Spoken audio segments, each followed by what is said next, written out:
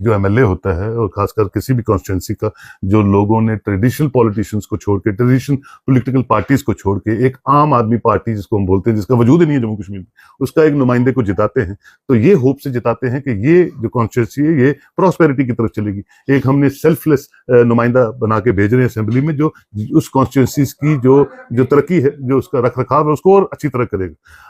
हर system में हर चीज का एक दायरा होता है, एक तरीकाकार होता है, एक आइन होता है। एमएलए का भी एक आइन है, एमएलए को खुदा नहीं है, एमएलए को लोगों ने चुना है, और कितनी देर के लिए चुना ये भी नहीं पता, इतनी अनसर्टेनिटी रहती है, साल में भी सरकारें गिर जाती हैं, दोबारा हम इलेक्शंस की तरफ चलते हैं। तो जो वक्त किसी एमएलए को मिलता है, अगर वो सिविलाइज्ड वे में काम करता है और बिल्कुल लोगों का दर्द समझ के वो एजिटेट करता है लोगों के इश्यूज को, फिर तो बहुत अच्छी बात है। लेकिन वो सुबह दोपहर शाम टीआरपी लेने के लिए किसी न किसी पंगे में मसरूफ रहता है, तो मैं समझता हूँ वो लोगों का 5 साल का वक्त भी जाया कर रहा है, और अपने आप को भी किसी मुश्किलों में आने वाले दिनों में डाल रहा है, जो अच्छी बात नहीं है एक लेजिस्लेटर के लिए। लेकिन लेजिस्लेटर जो है, वो हमारे जितने भी लेजिस्लेटर्स हैं 90 के करीब हैं, वो 90 कॉन्स्टिट्यूएंसीज के रिप्रेजेंटेटिव हैं जिनको लोगों ने भेजा हुआ है। अगर उसमें से आप किसी को तो अच्छा बोलेंगे, मुफ्ती साहब को मैंने सुना, मुफ्ती साहब को गालियां निकाल रहा है, जो सबसे टॉलेस्ट लीडर था। फारूक साहब को देखो, फारूक साहब को गालियां निकाल रहा है। आजाद साहब को देखो, आजाद साहब को निकाल रहा है। तो कोई अच्छा भी तो आया होगा जम्मू कश्मीर में, या पहला नुमाइंदा पैदा हुआ है महराज मलिक, जो पूरे 77 सालों में एक ही पॉलिटिशियन है जो बड़ा ट्रांसपेरेंट और 24 कैरेट। ऐसा नहीं होता है।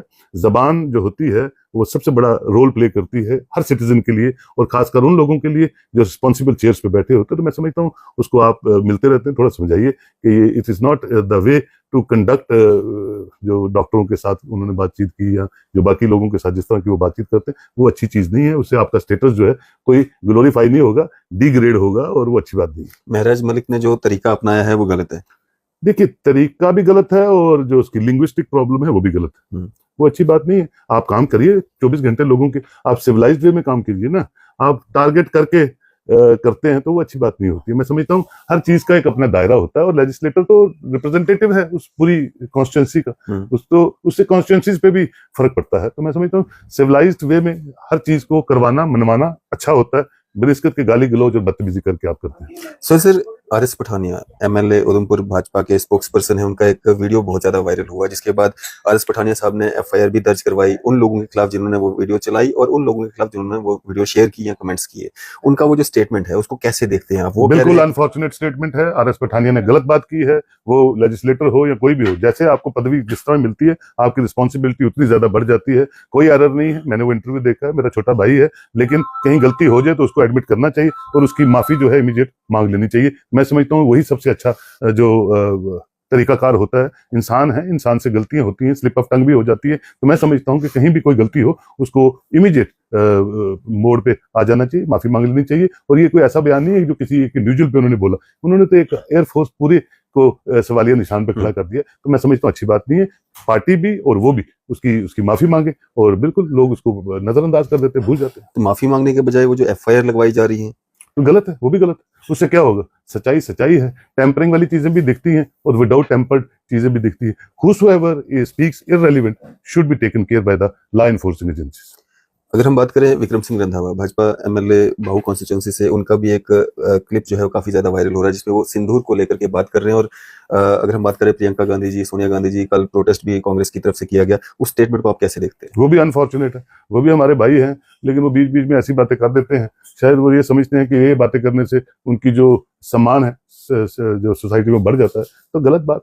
जो यूपीए चेयरपर्सन रही है, जिनके हस्बैंड को असैसिनेट कर दिया हिंदुस्तान में, जो प्रधानमंत्री रहे, जिनकी सास यहाँ प्रधानमंत्री रही, जिनकी सास के वालिद यहाँ पर प्रधानमंत्री रहे, जिन्होंने मुल्क के लिए शहादतें दी, उनके लिए आप सिंदूर को इस तरह से बात कर रहे हैं, तो it's very unfortunate, very unfortunate.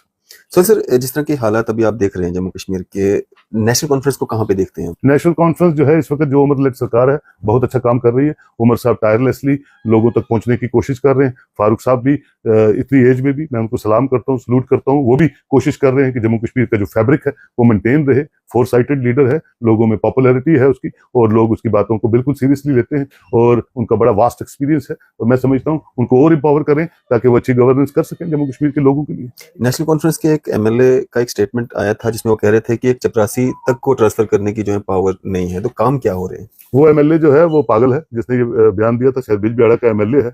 हर एक के ट्रांसफर वो करवाते हैं, हर एक के काम हो रहे हैं हर डिस्ट्रिक्ट में, और जहां तक जिनके उनके डोमेन में जो पावर्स हैं उसको वो एक्सरसाइज कर रहे हैं। पता नहीं उसका कौन किसी के साथ लगती होगी या किसी के साथ बदतमीजी की होगी, उसकी नहीं सुनता होगा। Otherwise government is government and government is doing it's excellent work whatsoever is in their domain. अब जैसे बिजनेस रूल्स बनते हैं या जिस तरह से नई जो एम्पावरमेंट होती है पावर्स की, उसके बाद पता चलेगा। लेकिन यूनियन टेरिटरी के कॉन्स्टिट्यूशन के एतबार से उसके माध्यम से उमर साहब is doing more than what he has been empowered to do, और हमें उम्मीद है कि वो इसी तरह काम करेंगे और आगे जम्मू कश्मीर के लोगों का भला करेंगे। सर साहब, एक दो दिन के बाद ईद भी है, किस तरह की तैयारियां आप देख रहे हैं, खासकर अगर जम्मू प्रोविंस की ही हम बात कर लें एडमिनिस्ट्रेशन की तरफ से? देखिए सर, एडमिनिस्ट्रेशन की तरफ से मीट शीट के नाके शाके वो लगाते हैं, ईदगाह को संवारा जाता है, और ईद जो है बड़ी मुश्किल से हम जिंदा बचे हैं। ऑपरेशन सिंदूर के बाद दुआ करेंगे कि इस तरह के इंसिडेंट्स यहाँ ना हो, अमन अमान बना रहे, और जो लोग मुझे लगता है हमें ईद नहीं मनानी चाहिए क्योंकि हमने बहुत सी जानें गंवाई हैं, खासकर पुंछ में, तो हमें सॉलिडरिटी के तौर पे उनके साथ खड़ा रहना चाहिए और कुर्बानी ना देके उन लोगों की खिदमत के लिए पैसे भेजने चाहिए जो इस ऑपरेशन सिंदूर में शहीद हुए हैं, इंजर्ड हुए हैं, जिनके घर उजड़ गए हैं, उनके लिए हेल्प करनी चाहिए। मैं समझता हूँ मेरा अल्लाह और मेरा जो कुरान है वो यही सोचता है कि इंसानियत के लिए काम कीजिए, और इंसानियत जिंदा है तो पूरी दुनिया जिंदा है। तो मैं यही मैसेज दूंगा कि हमें ज़्यादा से ज़्यादा जो रिलीफ है, जो डोनेशंस हैं, जो भी हैं, वो ईद ना मना के उन फैमिलीज के साथ मनानी चाहिए।